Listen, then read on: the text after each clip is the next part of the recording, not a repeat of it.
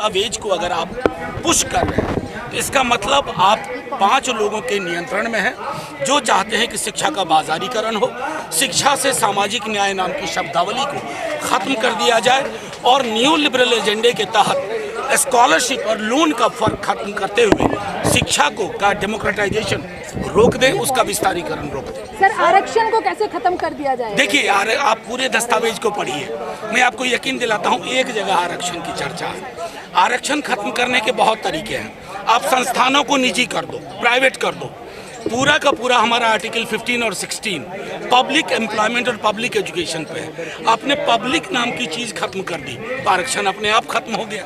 देखिए, एंट्रेंस की तो सबसे बड़ी चीज़ कहूँ, मैं जिस विश्वविद्यालय में पढ़ाता हूँ CUET वहाँ हो रहा है, अभी CUET हुआ भी नहीं है पहला, और कोचिंग इंस्टीट्यूट की बार आ गई। ये जो कोचिंग बाजार, ये पूरा जो न्यू लिबरल पैराडाइम है, ये उसके जयकार का दस्तावेज है। हिंदी भाषा है मेरी, लेकिन मैं हिंदी को हेजीमनी की भाषा नहीं बनाना चाहता जो कई लोग चाहते हैं, और अंग्रेजी आप लोगों की तरह मैंने बड़ी मुश्किल से उस पर थोड़ा सा नियंत्रण लिया है, तो उसका भी आपके सामने मैं थोड़ा मुजाहिरा करूँगा। तो ये एक अद्भुत चीज़ है NEP। अभी हम लोग एक डेलीगेशन गए थे लंदन, वहाँ भी NEP की बहुत चर्चा थी। डायस्पोरा को ये कह के बेचा गया है NEP से हिंदुस्तान की तकदीर ऐसे खुलेगी ना कि लंदन और न्यू दिल्ली के बीच की सारी दूरी खत्म हो जाएगी। सचमुच वो सारी दूरी खत्म होगी, लेकिन वो न्यू लिबरल कॉरिडोर से वो दूरी खत्म होगी। वो दूरी मेरी और आपकी दूरी खत्म नहीं होगी। और जाहिर तौर पर एक ऐसा document which has not been tabled in parliament, please remember, NEP has not been tabled in parliament। क्या ये अपने आप में एक बेईमानी नहीं है कि सरकार NEP को पार्लियामेंट में नहीं ला रही है? NEP पे आज तक कोई चर्चा नहीं हुई है। हमने जब 0 आवर भी डालने की कोशिश की तो NEP पे 0 आवर एक्सेप्ट नहीं हुआ, ये कह करके कि ये पॉलिसी डिसीजन है, इसको कोई जरूरत नहीं है कि पार्लियामेंट में इस पे विशद चर्चा हो। तब हमने थोड़ा खंगाला कि क्या ऐसा पहले की पॉलिसीज में भी हुआ था? कतई नहीं हुआ। कोठारी कमीशन आया, पार्लियामेंट में चर्चा हुई। उसके बाद फिर राजीव गांधी जी के दौर में आया, तब भी पार्लियामेंट में चर्चा हुई। तो ये अद्भुत दौर है। We have a prime minister, जो मैं अक्सर लाइटर वेन में कह रहा हूं, लेकिन जो सत्ता शीर्ष पे बैठे ना, वो सीने की बात ना करे, दिल की बात करे। अगर दिल की बात रही होती तो NEP पे विशद चर्चा होती। मैं 2-3 चीजें कह करके अपनी बात खत्म करूंगा। NEP मध्यम वर्ग भी मुगालते में ना रहे कि ये सिर्फ गरीब बच्चों के खिलाफ है, ये मध्यम वर्ग के भी खिलाफ है। मध्यम वर्ग अचानक से ऑर्केस्ट्रा पार्टी में शामिल हो जाते हैं, अरे साहब हमारे बच्चों की तकदीर खुलने वाली है, तो क्यों ये लोग विरोध कर रहे हैं, सड़कों पे आ रहे हैं?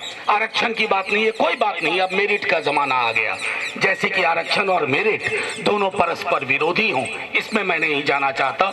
मैं सिर्फ इतना कहना चाहता हूं कि जिस मध्यम वर्ग को प्रधानमंत्री जी ने एक जिम्मेवारी दे दी है उनके कंधे पे कि उन आपकी हर नीति का हर रात 8:30 से लेकर के 10 बजे रात तक उनकी तुरही बजाई जाए, उनको भी आगाह कर देना चाहता हूं कि आपके बच्चे हाशिए पे चले जाएंगे। आप अभी भी जगिए। हमारे यहाँ शिक्षा को लेकर के मैं उन लोगों में से शुमार हूँ। इस मंच पे हमारे कई साथी हैं, रतन हो, कॉमरेड दीपांकर हो। हिंदुस्तान में स्वर्णिम नहीं था सब कुछ। Everything was not golden before the arrival of honourable prime minister mister Narendra Modi. लेकिन लोगों के जहन में एक बात थी कि गोल्डन पीरियड हम पा सकते हैं, हम वहां तक पहुंच सकते हैं। एजुकेशन का डेमोक्रेटाइजेशन इस मुल्क में हुआ। आज इसलिए इतनी बड़ी तादाद में लोग, जब उस डेमोक्रेटाइजेशन पे हमले की आशंका में आप यहाँ बैठे हुए हैं, you hear in solidarity that there is a conscious attempt to halt the onward march of democratization of education। दूसरी चीज मैं कहता हूं, जो कोई आपसे कहे कि NEP स्वर्ग का रास्ता खोल रहा है, दुनिया के हमारे हिंदुस्तान की कोई भी नीति, पॉलिसी, पर्सपेक्टिव, लेजिस्लेशन को आप संविधान के आईने में देखिए। संविधान भी छोड़िए, प्रियम्बल उठाइए, प्रियम्बल का एक ब्लूप्रिंट यहाँ सामने रखिए और यहाँ NEP के डॉक्यूमेंट को रखिए। आपको लगेगा कि ये प्रियम्बल के खिलाफ, ये संविधान की आत्मा के खिलाफ। जिस डॉक्यूमेंट में सामाजिक न्याय का सिंबॉलिक जिक्र भी ना हो, जिस डॉक्यूमेंट में अफर्मेटिव एक्शन का सिंबॉलिक जिक्र भी ना हो, जिस डॉक्यूमेंट में लोन और स्कॉलरशिप का फर्क मिटा दिया जाए, उस डॉक्यूमेंट के बारे में आपको मैं समझता हूं रॉकेट साइंस के ज्ञान की जरूरत नहीं है उसके विरोध में खड़ा होने के लिए। ये तो एक बात रही, लेकिन उससे महत्वपूर्ण बात जो हम लोग जब मिले थे नॉर्थ कैंपस में पिछली बार इसी मुद्दे पे तकरीबन 1.5-2 महीना पहले, देखिए किसान आंदोलन ने एक अद्भुत तिलिस्म हमारे हाथ में दी है, तावीज दी है, एक सुराग दिया है कि अंधे कुएं में रोशनी कैसे हासिल की जा सकती है। किसान आंदोलन मैं पार्लियामेंट में था उस दिन, मैं कई बार ये कह चुका हूं, हम सब मायूस होके आए थे। पार्लियामेंट की वो विजुअल्स बहुत डरावनी थी कि आपके तर्क काम नहीं आएंगे, आपका दस्तावेज आप टेबल पर रखिए वो काम नहीं आएगा। राजा ने तय कर लिया कि ये प्रजा के हक में है, राजा ने तय किया कि ये प्रजा के हक में है, तो वो लागू हो गया। किसान फार्म बिल्स लागू हो गए, लेकिन सड़कें जाग उठी, खेत खलिहान जाग उठे, और जो व्यक्ति ये बहुत गर्व से कहा करते थे कि मैं अपने फैसले पलटता नहीं, किसानों ने पलटवा दिया। वो एक चीज, वो एक जज्बा हम सबको पैदा करना होगा। ये लड़ाई सिर्फ दिल्ली में ना लड़ी जाए। अक्सर दिल्ली में लड़ी जाने वाली लड़ाइयां कमजोर प्रतीत होती हैं। ये थोड़ा गांव की ओर जाए, गांव की ना ओर जाए तो छोटे शहरों की ओर जाए, और ये तमाम लोगों को हम ये संदेश देने में कामयाब हो कि ये दस्तावेज हमारी गुलामी का दस्तावेज है।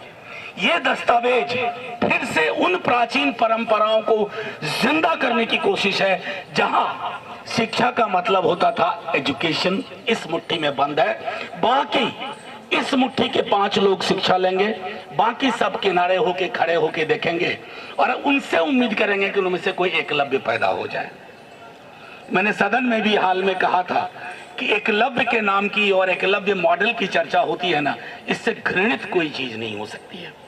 आप द्रोणाचार्य को ग्लोरीफाई करो, लेकिन एकलव्य को डिनाइग्रेट मत करो, डेमोनाइज मत करो। एकलव्य बनाना इस दस्तावेज का मकसद है कि दूर से ही सही वो कुछ करने की कोशिश करेगा। और आखिरी एक बात कह के अपनी बात खत्म करूंगा। ऐसा CPI-ML, तमाम वामपंथी दल, तमाम बहुजन समर्थित ग्रुप, हम सबको एक चीज की कोशिश हमेशा करनी चाहिए। ये दौर एका का है। कोई ये ना सोचे कि ये लड़ाई अकेले कोई एक लड़ लेगा, ये लड़ाई सबको लड़नी है। जर्मनी में जो कुछ भी प्रतिरोध हुआ किसी एक झंडे के नीचे नहीं हुआ। पियानो वाले ने अपनी तरफ से प्रतिरोध किया, पेंटर ने अपनी तरफ से प्रतिरोध किया, चाइल्ड साइकोलॉजिस्ट ने अपनी तरफ से प्रतिरोध किया। कोशिश हम लोगों को, ये आजकल बहुत कहा जाता है कि क्या करोगे आप लोग, विपक्ष छत विच्छत है। यार विपक्ष तो छत विच्छत है, लोग छत विच्छत नहीं है। लोग अलग अलग नहीं है, लोग एकाकार होंगे, एक साथ आएंगे तो बड़ी बड़ी चीजें हासिल हो जाती हैं, बड़े बड़े फैसले पलटवा दिए जाते हैं। इन्हीं बातों के साथ एक फिर से कमिटमेंट, आप जिस भूमिका में चाहेंगे, राष्ट्रीय जनता दल, मैं, मेरे नेता, हमारा पूरा कैडर इस मसले पर ये लड़ाई मुकम्मल अंजाम तक हम ले जाएंगे। जय हिंद, जय भीम, लाल। Press the bell icon on the YouTube app and never miss another update.